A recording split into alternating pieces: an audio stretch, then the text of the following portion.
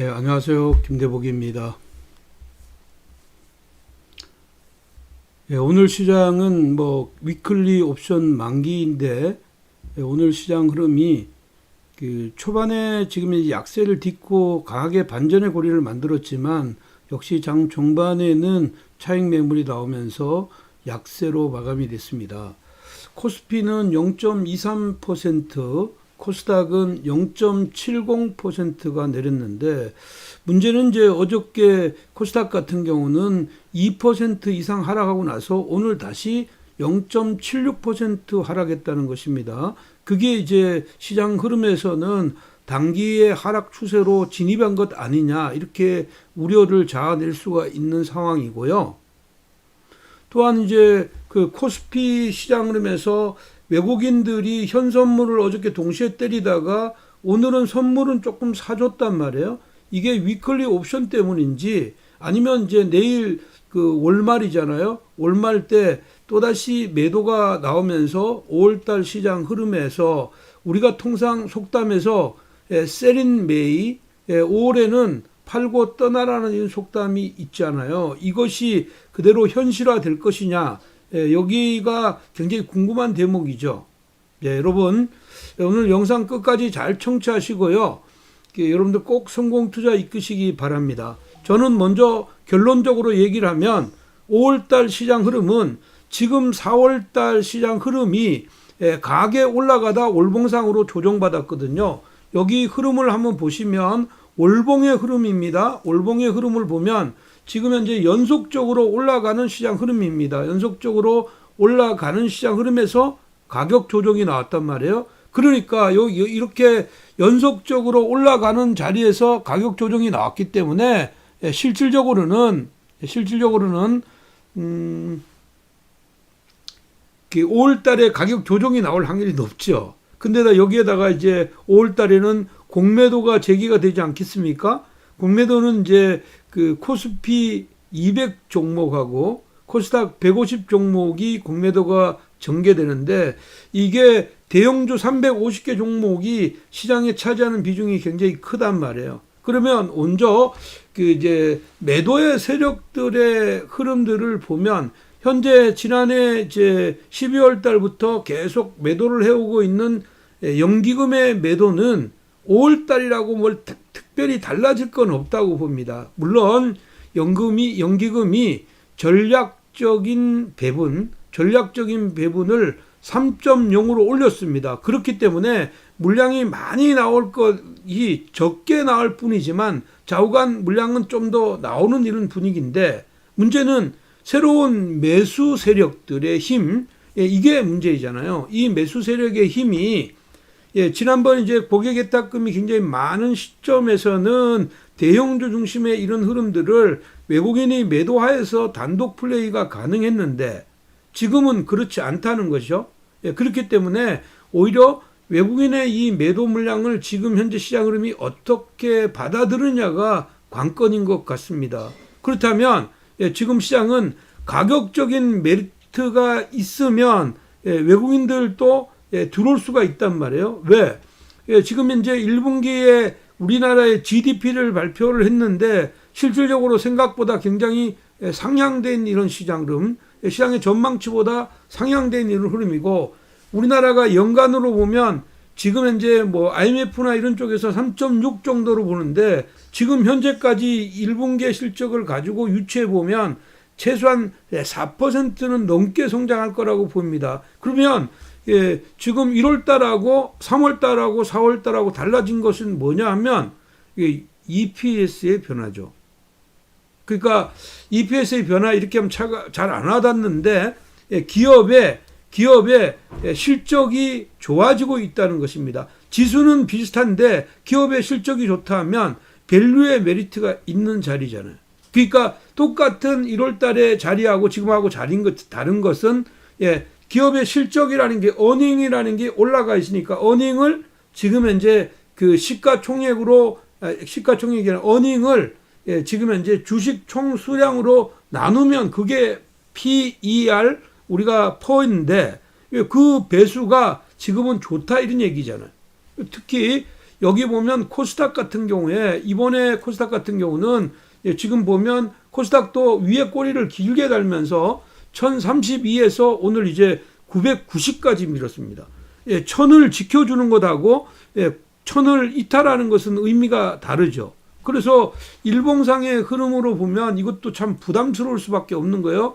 일봉상으로 흐름을 보면 지금 이제 어저께 21선이 깨졌고 오늘 지금 현재 다시 그 21선이 깨진 자리에서 리바운딩해서 21선의 꼬리가 21선을 살짝 상회하다가 다시 떨어졌으니까 이건 지금 현재 우리가 통상 이런 것들을 그 원래 추세를 볼 때 3-3의 법칙이라고 하잖아요. 추세가 이탈해서 3% 정도 이탈하고 3일 내에 회복하지 못하면 그 추세는 바뀌는 것이다. 그러면 지금 현재 그 코스닥은 가만히 보면 지금 이제 3월 9일 날에 저점 찍고 877에서 932까지 와서 지금 가격 보정 작업이 나왔으니까 이게 만약에 회복을 하지 않으면 단기 하락 추세, 중기 상승 추세 국면에 있는 겁니다. 근데 뭐 중기적으로 상승 추세에 있으니까 아래로 미루면 저점에서 매수하면 유리한 것은 맞습니다. 근데 이제 그 시장에 그 리스크가 줄어든 상황하고 리스크가 있는 상황하고 이거는 좀 다르잖아요. 그래서 지금 현재는 오늘은 뭐 이런 것들에 대해서 한번 언급해 보도록 하겠습니다. 결론적으로 지금은 단기적인 압력은 그 위로 올라가는 것을 막아서 그 내리려는 이런 시장 흐름인데 글로벌의 시장 환경은 그렇지 않아요. 그 글로벌 시장 환경은 굉장히 좋단 말이에요. 오늘도 실질적으로 보면 시간에 그 장 끝나고 나서 애플이 실적이 발표됐는데 애플 실적이 그 지난 분기 대비해서 50% 이상 신장을 했다고요. 마찬가지로 페이스북이 실적 발표했는데 그 EPS의 변화가 생각보다 뭐 굉장히 좋다. 40% 이상 신장했어. 그래서 시간에서 오르기 때문에 미국 시장이 그 완화적인 그 통화 정책을 내놨음에도 불구하고 조가의 불확실성으로 매물이 나왔는데 다시 복귀할 가능성이 많다. 근데 우리 주가는 과연 이게 4월 말과 5월 초로 갔을 때 안전하게 갈 거냐 아니면 우리가 나오는 속담에 그 나오는 셀인 메이가 될 건지 우리가 다른 영상을 통해서 한번 보겠습니다. 그러면 다른 영상 우리가 저 PPT 자료를 한번 보도록 하겠습니다. 이렇게 보시면 돼요. PPT 자료를 보시면 셀인 메이 할까요? 이렇게 써놨죠. 그래서 이 셀인 메이를 할까요? 여러분들 보시면 셀인 메이는 이렇게 보시면 됩니다. 지금은 제가 결론부터 말씀드리면 셀인 메이는 조금 기다려봐라. 셀인 메이가 바로 연결되지 않고 셀인 메이 심리로 내리는 자리는 매수의 자리다. 이렇게 보입니다. 그래서 5월 달은 본격적인 종목 장세이구나. 글로벌 그 금융 시장이 5월에는 팔고 떠나라는 격언이 지금도 존재하고 대다수 국가들의 주가 수익률은 1월 달에서부터 4월 달의 수익률이 5월 달에서 9월 달까지 수익률보다 좋았습니다. 그렇기 때문에 통상적으로 5월 달에도 지금 매도하라고 이런 얘기가 나오고 있는 거죠. 그러면 여기를 보시면 이 표를 보시면 그 기본적으로 여러분들 이해하실 겁니다. 이 표를 조금 더 확대해 볼까요? 확대해 보면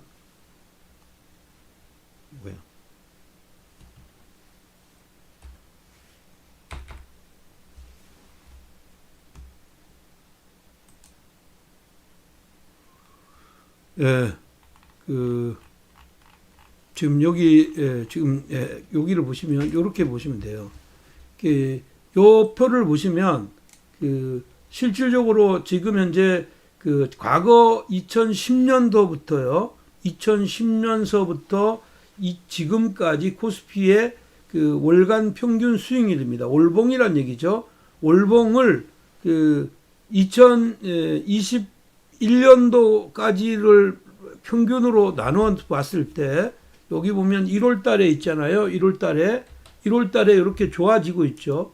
2월 달에 빠지고 3월 달에 좋아지고 4월 달에 높아졌다가 5월 달에 이렇게 빠졌다는 거예요. 1.2%. 그리고 6월 달에는 약하게, 7월 달에는 오르고, 8월 달에, 9월 달, 그리고 통상 보면 11월, 12월 달이 좋았다는 거예요. 그러면 통상 11월, 12월 달에 좋았던 게 1, 2, 3까지 3, 4에 왔다가 5월 달에 약해진다는 거잖아요. 이것 때문에 5월에 팔으라는 얘기죠. 그러면 우리나라의 주가는 어때요?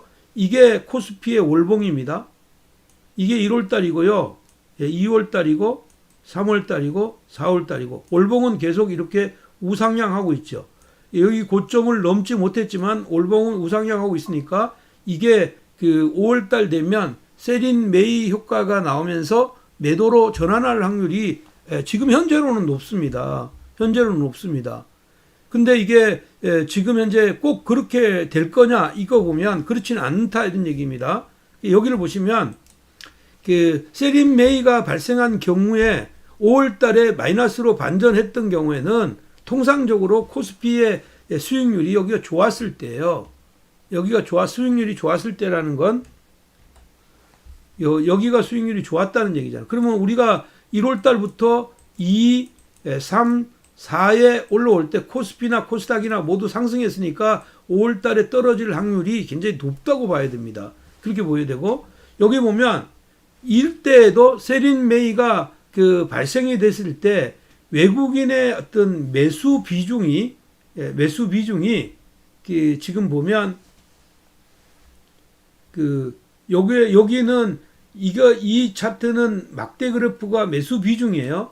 그 매수 비중인데 매수 비중이 3월 달과 4월 달에 있었을 때 5월 달에 빠질 때 외국인들이 빠지면서 내려갔다 이런 얘기죠. 그러니까 이제 여기는 수익률이 플러스가 나서 마이너스 반전할 때이고 외국인들이 매수가 들어왔다가 빠져야 되는데 지금은 이건 어때요? 외국인들이 그러면 4월 달에 계속 그 매수를 했습니까? 아니죠.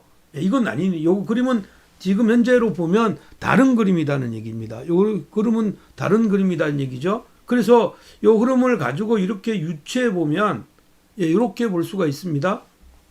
1월 달부터 그 4월 달까지 코스피 내 외국인 비중이 감소했단 말이에요. 특히 지금 보면 그 3월 달과 4월 달에 이렇게 감소한 상황에서 외국인들이 과연 이렇게 매도가 이렇게 나올 거냐 이런 얘기잖아요.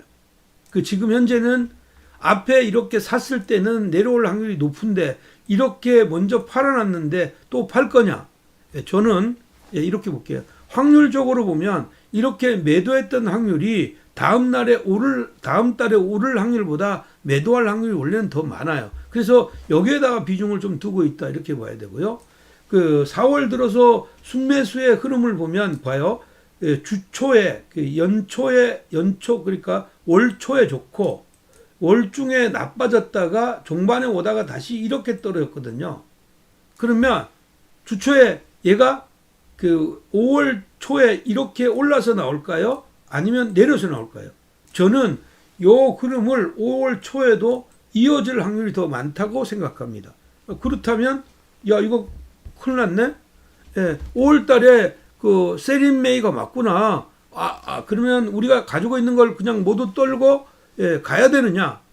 저는 부분적으로는 떨어내는 거는 맞지만 따라가면서 떨 필요는 없다 이렇게 보입니다. 그것은 왜 그러냐면 지금 시장이 공매도라는 그 심리적인 이런 불확실성 같은 경우가 지금 나오고 난 뒤에 달라질 수가 있기 때문이고요.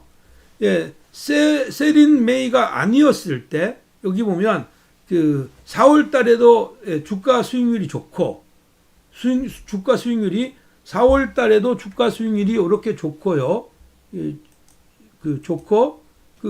그렇게 흐름이 나오고 그다음에 이제 4월 달에 좋고 5월 달에 좋았는데 여기 보면 그 3, 4월에 외국인 비중이 감소하고 전환하는 이 시점 있죠. 여기는 보면 외국인의 비중이 감소했다고 해서 나쁘진 않는 경우도 있었다는 겁니다. 그러면 이건 결국은 어떻게 얘기할 수 있나 하면 그 1월부터 4월까지 코스피하고 그 외국인들 코스피 수익률과 외국인 수급을 보면 이제 세린메이가 발생해서 나타났을 때 다른 패턴이 나왔댔고 뭐 그런 흐름이라면 이번에 같은 경우에는 전혀 다른 그림으로도 나올 수 있다 이런 얘기입니다. 근데 나는 이렇게 봐요. 이번에 같은 경우에는 좌우간 이 시장 흐름이 어떤 식으로 봐야 되냐면 여기에서 외국인들의 그 포지션이 실질적으로 좋아진다면 우리 시장에 영향을 주겠지만 외국인들의 포지션이 좋아지는 이 흐름이 작년 11월 달에서 주가를 끌어올렸을 때 있죠. 작년 11월 달에 주가를 끌어올렸을 때 어떻게 끌어올렸죠? 그냥 코스피 인덱스를 끌어올려서 지수를 끌어올렸던 것입니다. 그런데 이번에 시장 흐름을 과연 그렇게 가져갈까요? 그건 아니라고 봐요. 그 이유는 뭐든 지금 현재 이번에 이제 대주제도 생기고 이제 공매도가 바뀌었잖아요. 그래서 공매도가 좀 이따가 설명을 한번 해드릴 텐데 공매도의 어떤 제도의 변화가 있습니다. 공매도의 제도의 변화가 있다는 얘기는 공매도의 과거의 공매도하고 지금 공매도가 대상이 다른 거예요. 그래서 대상이 다르기 때문에 어쩌면 이번에는 제한적인 영향을 줄 수밖에 없고 실질적으로는 공매도에 없는 종목군들 중심으로 특화될 가능성이 있다. 물론 이제 세상이 바뀐 겁니다. 사실은 뭐 공매도 안 하면 좋죠. 근데 공매도 안 하면 안 하는 나라도 없을 뿐더러 우리나라도 과거에 공매도를 2번이나 했습니다. 2번이나 했는데 그때 2009년도, 2008년도요. 그때 2번이나 공매도를 했죠. 그다음에 2011년도인가요? 그때 또 했고 그러고 나서 그때 가격 조정 마치고 주가가 올랐어요. 그래서 여기 보면 세린 메이가 아닐 경우 있잖아요. 세린 메이가 아닐 경우다. 여기가 이제 요런 모양입니다. 세린 메이가 아닐 경우. 그러면 주가는 세린 메이가 아닐 경우에 주가는 어떻게 갔을까요? 이게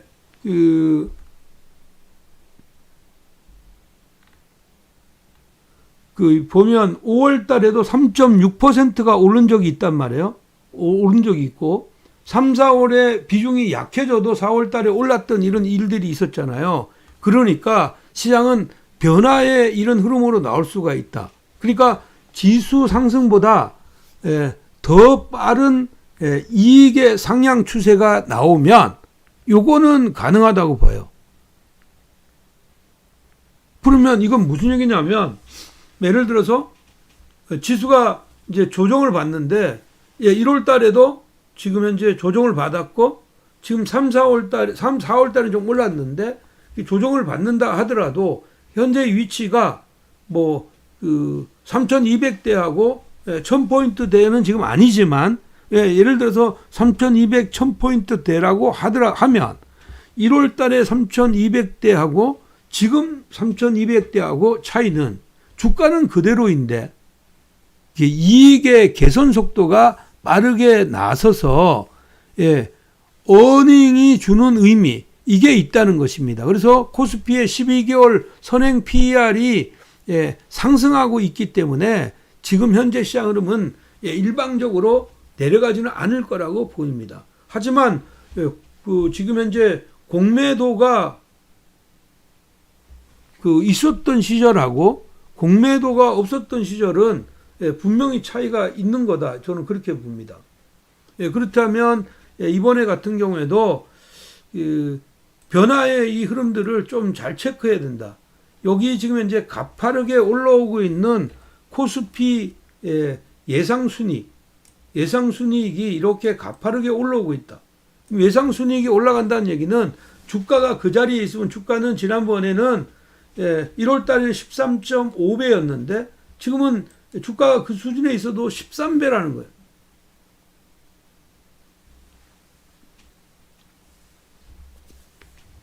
지수가 굉장히 매력적이라는 거예요. 그래서 지금 현재 시장 흐름에서는 너무 지금 위축돼서 매매할 거는 없다 이렇게 보겠고요.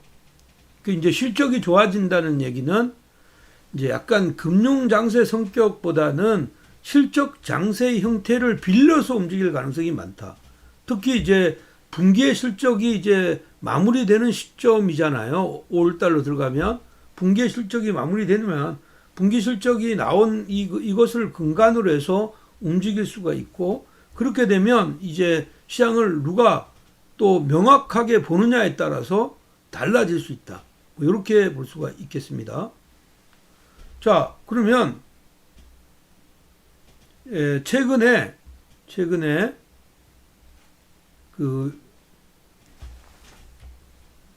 외국인들의 매수가 들어오면서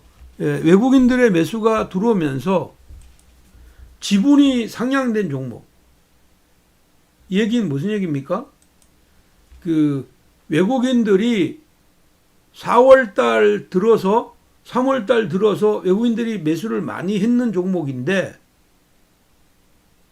이 종목이 지금 현재 조정을 받는다면, 조정을 받는 이런 시장 흐름이 나오게 되면 이건 재미가 없잖아요. 그런데 4월 달에 이제 회사가 지분을 샀는데 이익이 상향하면 매물이 잘 안 나오겠죠.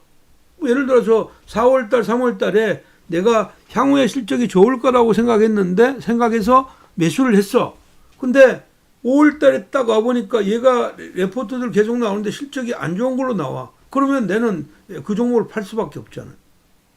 그러니까 첫 번째는 이런 종목들을 유지하는 조건은 외국인들이 지분이 증가하고 이익이 잘 안 빠지는 것. 어렵죠. 이익이 잘 안 빠진다는 거. 근데 공시를 통해서 다 나오고 있습니다. 그러면 지금 보시면 한국조선해양, 영원무역, 현대코퍼레이션, 그 다음에 현대백화점, J컨텐트리, 이런 쪽의 시장 흐름들은 외국인들의 물량들이 많이 나오고요. 예. 죄송합니다. 특히 이제 현대해상 같은 경우에는, 현대해상이나 경동나비행 같은 경우는 이게 많이 늘어났단 말이에요. 그래서 이익이 하향되는 이런 종목들 중에서 당장 이익은 하향되더라도 그 다음에 2분기 실적이 개선되는 종목들은 우호적으로 원래 공매도나 아니면 외국인의 매도 대상이 아니라 지금 현재 다시 매수해야 되는 이런 자리라고 보입니다. 그러면 지금 5월 달에 이제 개인들이 가장 많이 걱정하는 건 뭐냐면, 지금 지난번에도 공매도 한번 끝나고 나서 처음에 충격이 있었단 말이에요. 그 충격이 있을까봐 가장 고민스러운 거예요. 주가가 많이 올라 있는데. 그래서 제목을 이렇게 잡아봤습니다. 공매도 재개하면 큰일 납니까? 큰일 납니까, 여러분? 글쎄요. 공매도 재개하면 큰일 나지는 않아요. 큰일 나지는 않아. 근데 재미는 없어요. 재미는 없다. 자, 그럼 과연 공매도는 어떤 것이고, 공매도에 대한 개요 잠깐 알고, 우리가 이번에 바뀌어진 어떤 제도상의 문제점, 이런 걸로 우리가 틈새를 공유할 수 있는 방법은 없을까? 이런 것들을 한번 알아보도록 할게요.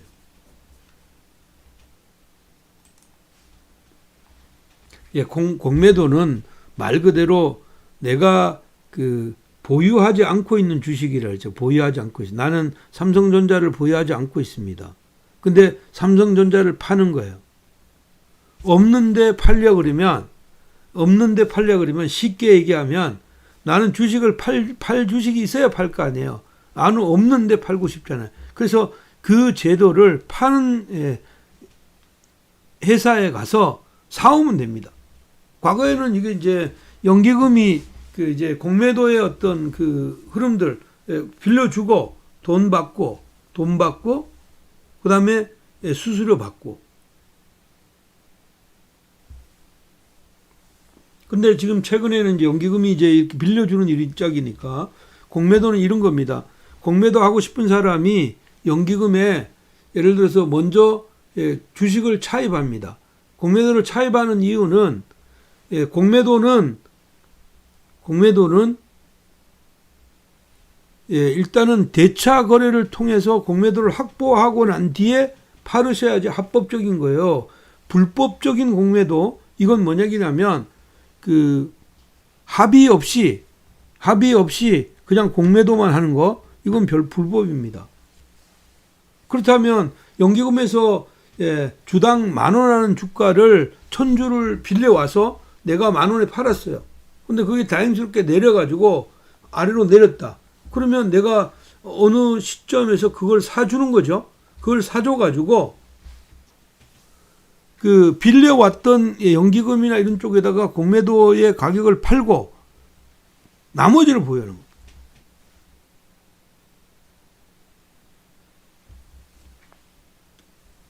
네, 이건 뭐 좀 어렵고 따분한 얘기인데 그래도 이걸 결론을 지으면 이런 겁니다. 공매도를 하기 위해서 그 대차 거래를 통해서 공매도를 빌려와요. 뭐 은행에도 빌려올 수가 있고 아까도 얘기했지만 예탁원에서 연기금에서 빌려온단 말이에요. 그 공매도를 매도했는데 그 공매도를 매도했는 거는 매도로 끝나는 게 아니라 그것은 청산하면서 끝나는 겁니다. 매도했던 걸 내가 30만 원에 매도했는데 이 매도 금액이 좋아서 10만 원만 받아도 대박이 날 것 같아. 그럼 10만 원에 팔리는 거예요. 예, 그렇게 보시면 될 것 같아요. 그래서 뭐 사실은 어려운 건 아니다.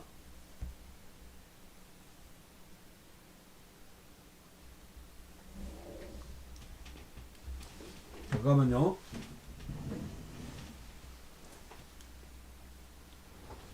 예, 예, 그렇게 보시고요. 그래서 공매도는 반드시 대차 거래를 통해서 지금 현재 빌린 다음에 매도한다는 게 특징이고요. 매도가 되면 공매도를 상환하고 대차를 상환해야 끝납니다. 그러면 여기서 의문이 생기잖아요. 공매도를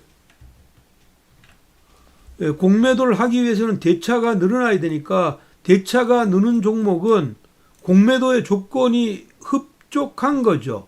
흡족해 지고 있는 것이고 대차가 늘지 않는다면 공매도의 허점이 드러나는 겁니다.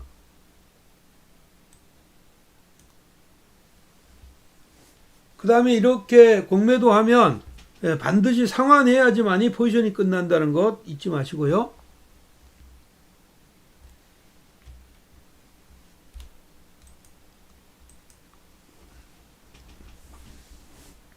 예, 전체를 요약하면 이렇게 볼 수가 있습니다. 공매도는 무차입 공매도하고 차입 공매도로 나눌 수가 있다. 그래서 무차입 공매도는 법적으로 금지되어 있습니다. 법적으로 금지되어 있기 때문에 이걸 하면 안 돼요. 그 다음에 차익 공매도는 대주 후 검토 매도를 하고 금융주 중심입니다. 근데 이게 최근 들어와서 일반인들도 특정 교육을 받으면 지금 현재 사용할 수 있는 거죠. 매도, 무차입 공매도 최근에 그리고 공매도의 호가 제한제도, 업팅 룰 이걸 다 준수할 수 있도록 제도적인 이런 것들이 좀 필요하다. 아픔이 나온다. 예.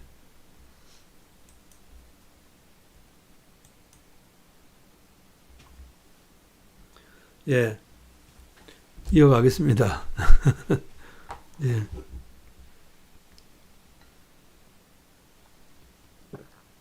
예, 물 한 잔 먹고, 바로 이어가.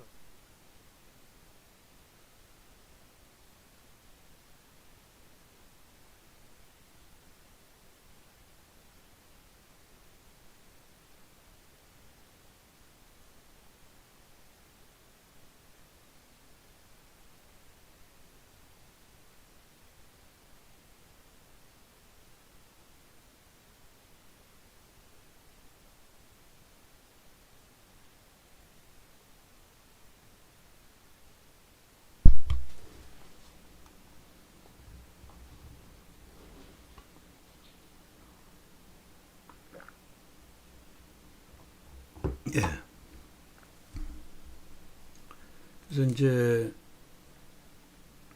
공매도는 업틱률을 강화하면 이제 이게 좋아지는 거고요. 이번에 이제 여기 보면 정보의 비대칭의 부분들을 많이 강화했습니다. 그다음에 이제 그 외국인이나 기관들이 공매도를 할 때 업틱룰을 적용하지 못하도록 감독을 철저하게 한다고 했고요. 그렇기 때문에 많이 좋아졌습니다. 그리고 이번에는 코스피 150, 코스닥 150과 코스피 200에 350개 종목에 한해서 매매하기 때문에 큰 부담이 없다 이렇게 보입니다. 여기를 볼게요. 오늘 이제 지난번 이제 공매도가 재개가 됐을 때 공매도가 재개가 되면 이런 흐름들이죠. 그래서 이제 공매도가 지난 2008년도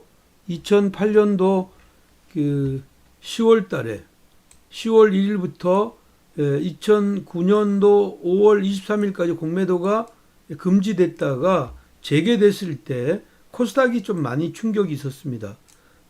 코스닥은 별 충격이 없고요. 그리고 나서 이렇게 올랐죠. 그리고 이제 2011년도 8월 달과 11월 달에 재개했는데 이때도 양쪽 흐름이 내렸다가 다시 올라왔고요. 지금 현재 시장 흐름에서는 어떤 현상이 일어날 거냐 하면 이게 코스닥 같은 경우에도 지금 사실은 여기 코스피 같은 경우도 이렇게 와서 고개를 살짝 들었잖아요. 근데 이제 코스피 200 종목을 중심으로 한단 말이에요. 그래서 추가적으로 조금 더 밀었다가 이렇게 올라올 확률이 많고 코스닥도 마찬가지입니다. 올라가서 눌렸다가 다시 이렇게 올라올 확률이 높다. 그러면 5월 초에 공매도가 막 시작할 때 이때 매수하는 것보다 이때 매수를 할 수는 있죠. 공매도의 대상이 되지 않는 중소형주를 가지고 매수하면 됩니다.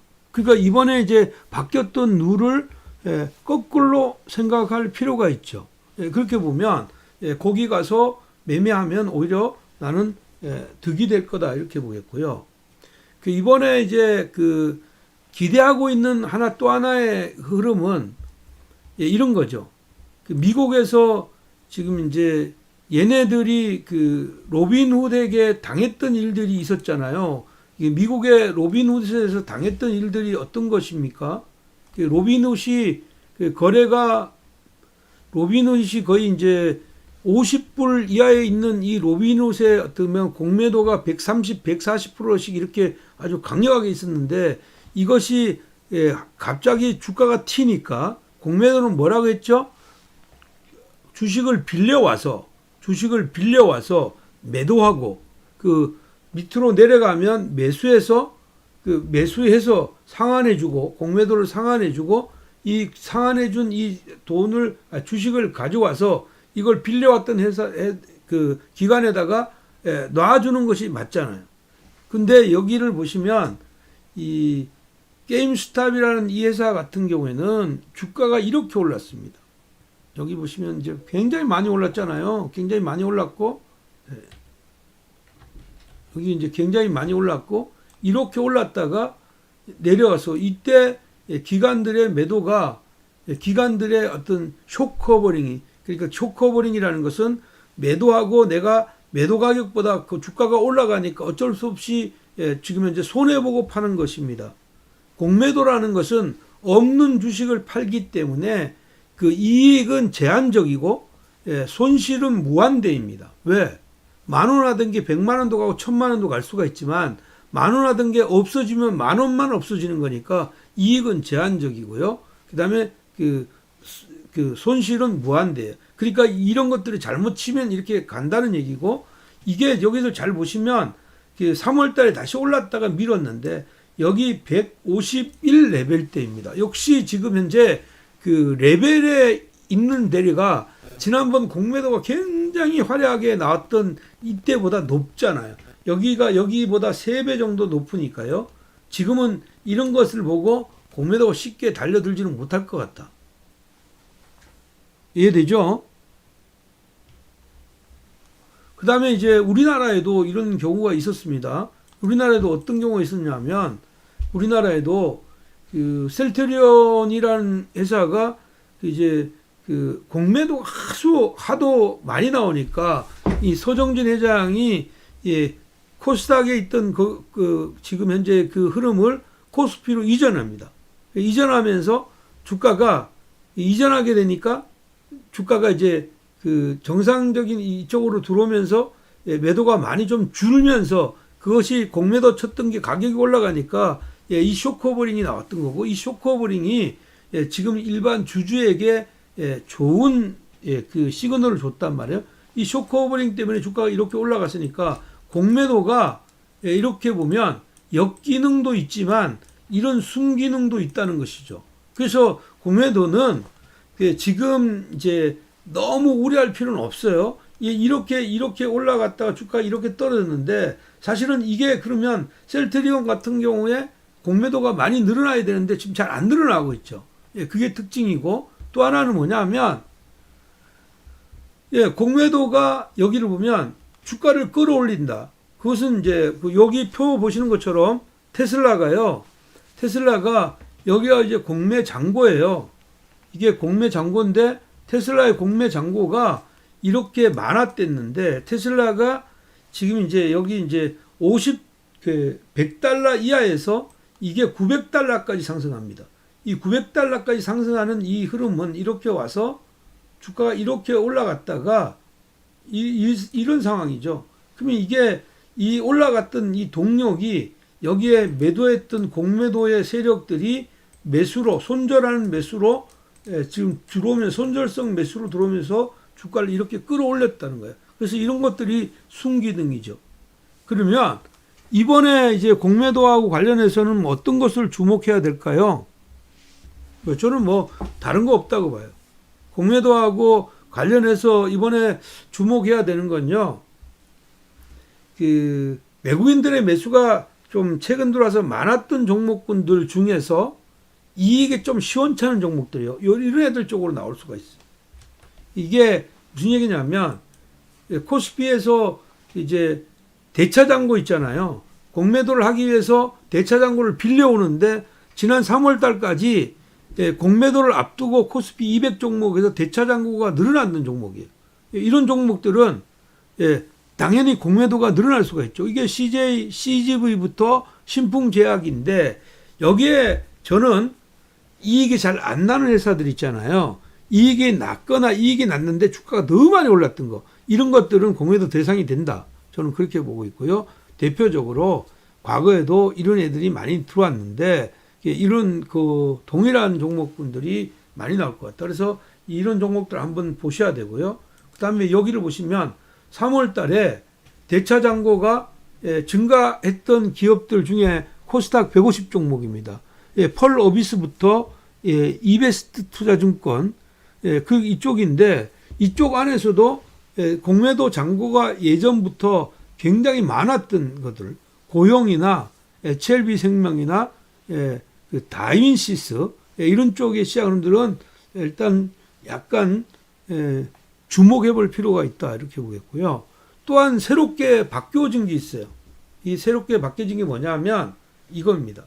새롭게 바뀌어진 건 코스닥이나 코스피는요, 매번 반기에 리밸런싱을 합니다. 그러니까 이제 어떤 종목들은 회사의 결격 사유가 생겨서 편출되고 새로운 놈으로 편출되면서 이게 그 코스피 200과 코스닥 150을 어떻게 보면 그 인덱스를 만드는 요인이 바뀌어진다는 거죠. 그렇기 때문에 예전에는 이렇게 편입하는 종목이 좋았습니다.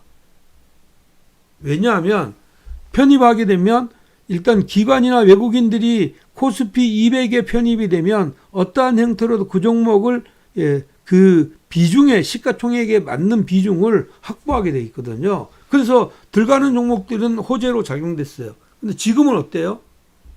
코스피하고 코스닥을 딱 막아 놓으니까 오히려 여기는 들어가는 종목은 공매도의 대상이 되는 것이고, 나오는 종목은 공매도의 대상이 아니고요. 그러면 나오는 종목 중에서 그 실적이 많이 좋거나 아니면 굉장히 이익이 좋지 않더라도 성장성이 있는 종목군들 같은 경우에는 이런 것들은 오히려 지금 공매도의 대상이 아니니까 오히려 강하게 올라갈 수 있어요. 그러면 여기에 대표적인 종목이 HL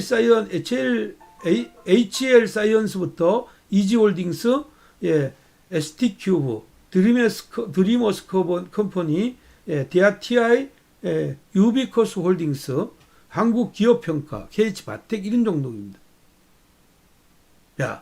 결론적으로 얘기하면 이번에 같은 경우에는 이제 다양한 방법으로 시장을 접근할 수 있다 이렇게 봅니다. 그렇기 때문에 종목을 좀 많이 봐야 된다 이렇게 봅니다. 그래서 지금 현재의 종목들이요. 여기 이거 하나 볼게요. 이제 대표적인 이 종목들을 만약에 코스피 안에서 본다면 아마 지금 이렇게 보여요. 개별성의 종목은 철강을 따라갈 수 있는 종목들이 많지 않아요.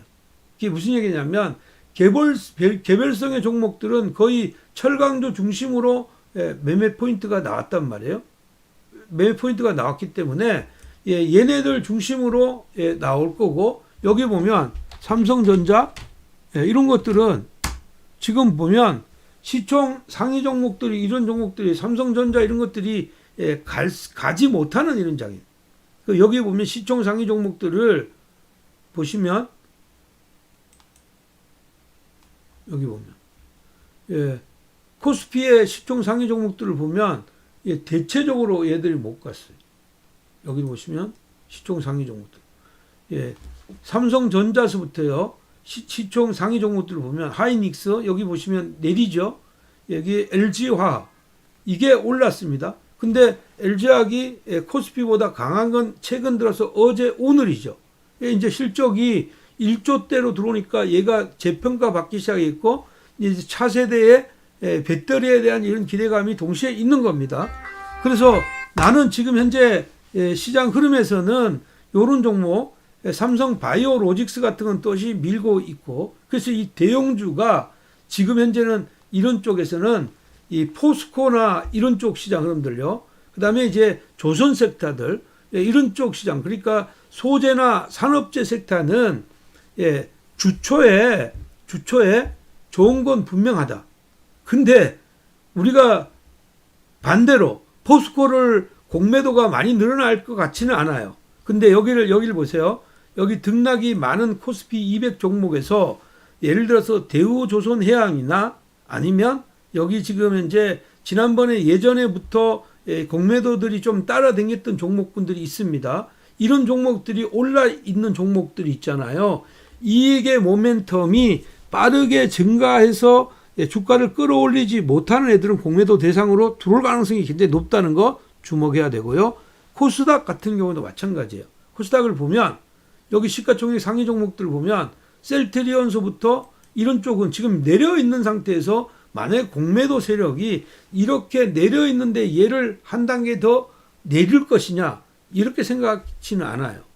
근데 그래도 이런 자리에서 반대로 이렇게 올라와 있는 종목들 있잖아요. 반대로 끄집어서 올려놨던 종목들, 이런 종목군들을 조심하자는 얘기예요. 특히 제넥신 같은 경우 이런 것들이 만약에 지금 현재 고개를 싹 들어서 저기 13만 원 이상으로 올라오거나 아니면 시젠 같은 거 증자하고 11만 원대 매도의 압력이 있었던 이런 종목들은 조심해야 된다. 그러면 앞으로 매매의 대상을 갖는 건 어떤 거냐면 이런 쪽 시장 흐름하고 관계없이 모멘텀으로 이루어질 종목, 코스피나 코스닥 이런 쪽에 150에 포함이 되지 않는 종목분들 중심으로 공략 포인트를 잡으면 됩니다. 그러니까 주식 어렵지 않아요. 주식 어렵지 않고 나는 뭐 된다고 이렇게 생각합니다. 자, 그러면 우리가 이제 본론에 들어가서 이제 결론을 조금 내볼 때가 됐죠. 그래서 저는 5월 달은 이렇게 봅니다. 5월 달은 공매도가 이제 시작이 되면 이 공매도가 추세를 전환하지는 않을 것이다 이렇게 보입니다. 우리가 옛날 속담에요. 시장은 이제 먼저 시장을 반영했던 시장은 오히려 그것이 공포로 작용이 되지 않습니다. 이렇게 해서 안 될 것이다 이렇게 했던 종목은 실질적으로 그 자리에 가면 그런 매물이 나오지는 않을 것 같아요. 근데 아까 조금 전에 어떤 사례를 보셨잖아요. 사례를 봤던 것처럼 1, 2, 3에 올랐고 외국인들의 매도가 나오더라도 1, 2, 3, 4에 올랐다는 이유로 5월 달에 부분적으로 빠질 수 있다는 사실이에요. 그리고 그러니까 초반에는 매물이 나올 수가 있으니까 그 초반에 매수하려고 달려들지 말자 이런 얘기고요. 오히려 후반에 사자. 그리고 지금 현재 공매도가 달라졌던 게 뭐냐 하면 코스피 150이 중심이잖아요. 이러면 여기서 느껴야 되는 건 뭐냐 하면 이런 겁니다. 코스피 150인데 코스피 200과 코스닥 150, 350개 종목을 하다 보니까 여기에 예전처럼 공매도가 재개되면 어떻게 보면 인덱스 펀드들이 지금 현재 헤지 펀드들이 들어올 가능성이 많아요. 지금 현재 헤지 펀드들하고 그러니까 액티브 펀드 그리고 헤지 펀드들이 들어올 가능성이 많은데 이렇게 헤지 펀드들이 들어오면 어떤 형태가 나오냐면 같은 업종, 같은 섹터 안에서도 어떤 애는 사고 어떤 애는 파는 게 나온다. 그것이 외국인들의 롱 앤 숏 전략입니다. 예를 들어서 볼게요. 내가 지금 현재 화학의 스프레드가 굉장히 좋은 이쪽에 업종이 하나 있고 하나는 지금 최근에 이 스프레드가 굉장히 나빠지고 있는 스프레드를 갖고 있는 애가 있다. 똑같은 화학 섹터인데 지금 좋아지는 쪽을 사고 나빠지는 쪽을 매도하는 거예요. 공매도하는 이런 시간차 공략이 있다는 것이고요. 이건 삼성전자나 하이닉스에도 나오는 겁니다. 현물 가격이 디램 가격이 오르느냐 아니면 그냥 신형 가격이 오르느냐 그 긴 이런 호흡에서 보느냐 단계에서 보느냐에서 다르다 이런 얘기입니다. 그렇기 때문에 주가는 지금부터는 모멘텀을 따라서 매매하고 아직까지는 중소형 중심으로 간다. 다만 딱 시작과 동시에 대형주 섹터가 추가적인 하락이 나온다면 이건 기술적인 반등이 나올 수가 있습니다. 그래서 결론을 내면 이렇게 봅니다. 공매도가 재개된 이런 시장 흐름에서의 전략은 첫 번째는 중소형주 중심으로 매매하고 대형주가 만약에 추가적으로 5월 3일, 5월 4일 만약 급락이 나온다면 이건 짧게 기술적인 반등은 물량 뛰기로 가능하다 이렇게 보겠고요. 코스피 200, 코스닥 150에서 리밸런싱해서 이탈되는 종목들을 주목하자. 옛날에는 편입되는 종목을 봤는데 바꿔줄 필요가 있습니다. 그리고 이번에나 지난번에나 달라지지 않은 게 하나 있어요. 공매도는 물론 이제 증자를 앞두고 공매도를 그걸 못하게 막아놨습니다. 그렇지만 CB나 BW에 대한 공매도의 규정은 없어요.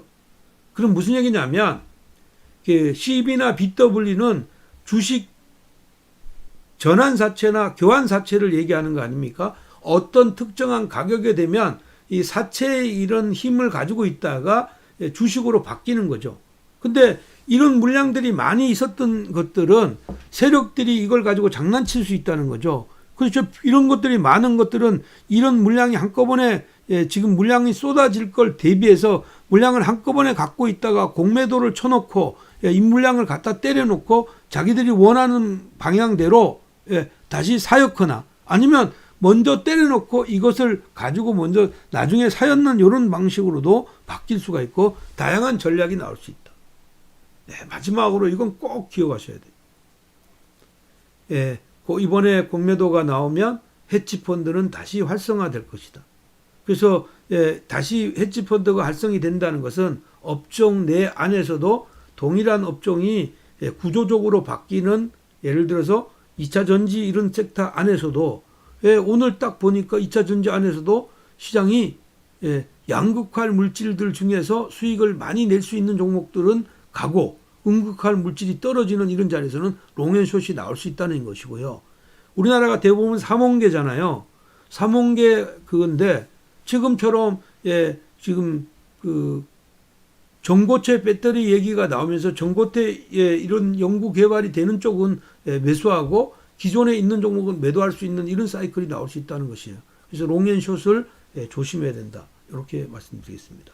자, 결론적으로 5월은 5월은 다시 시작이 된다. 큰 구도는 장기적인 이런 흐름에서는 5월이 장기 추세를 바꾸지는 않을 것이다. 이렇게 보입니다. 그렇지만 5월이 이제 다시 5월 급격하게 상승하는 이런 자리가 아니다. 상승하는 자리는 아니고 5월은 반드시 일정 부분 상승했다가 뒤에서 떨어지는 거니까 중소형 중심으로 만약에 진행한다면 여러분 충분히 성공할 수 있다. 이렇게 보입니다. 자, 여러분들 이렇게 하시고요. 그 김대복 대표 별도의 유튜브를 가지고 있죠. 그 유튜브가 기본적으로는 이제 슈슈 튜브인데 최근에 이제 매일 그 다음 날에 오를 수 있는 끝장 종목들 3종목 정도를 계속 공개하고요. 수요일 날이나 금요일 날, 토요일 날에는 여러분들이 굉장히 고민이 많은 종목들을 여러분들한테 알려드리는 이런 코너를 갖고 일요일 날에는 전반적인 시황과 종목을 제공하고 있습니다. 여러분들 최근에 종목들 잘 맞고 있는데 이건 다 여러분들 덕이다 이렇게 보겠고요. 와우넷 유튜브에서 오시는 방법은 인터넷 검색창에서요. 이렇게 하시면 돼요. 인터넷 검색창에서 김대복 슈슈 투브 슈슈라 쳐도 됩니다. 김대복 슈슈 치고 들어오셔서 구독하기 설정하고 알람 설정하면 좋겠습니다. 여러분 지금 김대복 대표의 유튜브에서 3만 이벤트를 하고 있습니다. 구독자 3만 때 여러분들에게 대형 이벤트를 하니까 여러분들 많이들 오셔가지고 5월 달에도 수익들 많이 내시기 바랍니다. 고맙습니다. 오늘은 여기서 마무리합니다. 바이.